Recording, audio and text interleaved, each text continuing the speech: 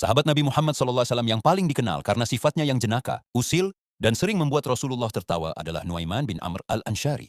Meskipun Nuaiman adalah seorang pejuang yang ikut serta dalam Perang Badar, ia lebih dikenal karena tingkah lakunya yang ajaib dan selera humornya yang tinggi.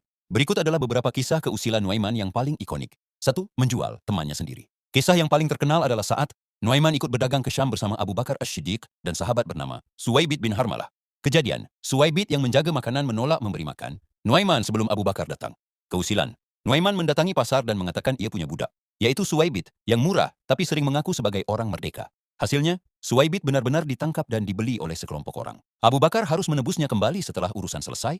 Rasulullah SAW tertawa selama setahun setiap kali teringat kisah ini. 2. Memberi hadiah tagihan kepada Nabi. Nuaiman sering membawakan makanan atau madu enak kepada Rasulullah sebagai hadiah. Modus, ia mengambil barang dari penjual tanpa membayar, lalu memberikannya kepada Nabi. Keusilan, saat penjual datang menagih bayaran, Nuaiman akan membawa penjual itu ke hadapan Nabi dan berkata, "Wahai Rasulullah, tolong bayar makanan ini.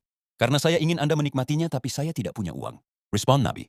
Rasulullah hanya tersenyum dan melunasi tagihan tersebut tanpa marah. 3. Menjahili orang buta. Pernah ada seorang sahabat tua yang buta bernama Makhramah bin Naufal yang ingin buang air kecil di masjid. Keusilan, Nuaiman menawarkan bantuan untuk menuntunnya, namun ia justru membawa Makhramah ke pojok masjid yang lain, bukan tempat buang air.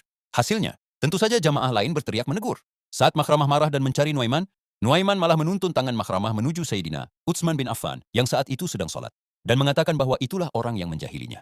Mengapa Rasulullah membiarkannya? Rasulullah SAW sangat menyayangi Nuaiman. Pernah suatu ketika seseorang mencela Nuaiman karena ia masih sering khilaf terkait masalah khamr, namun Nabi SAW membelanya dengan bersabda, "Jangan melaknatnya karena sesungguhnya dia mencintai Allah dan Rasulnya." Kisah Nuaiman mengajarkan kita bahwa dalam Islam, humor dan tawa itu diperbolehkan, asalkan tidak mengandung kebohongan yang merugikan atau niat jahat.